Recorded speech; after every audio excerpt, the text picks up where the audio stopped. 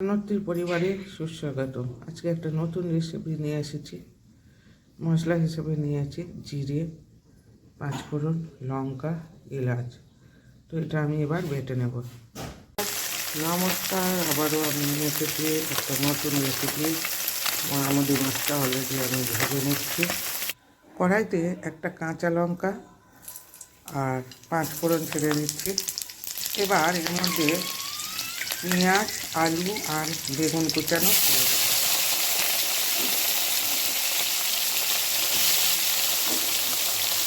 এবার এটাকে ভালো করে ভাজা ভাজা করে নেব। ভাজা ভাজা হয়ে গিয়েছে। এর মধ্যে দিয়েছি লবণ, হলুদ, আর দেবো আদা, আর দেবো রসুন পেস্ট, আর দেবো আমার হাতে তৈরি মিক্স মশলা। তো এবার আমি এটাকে ভালো করে কষে নেব।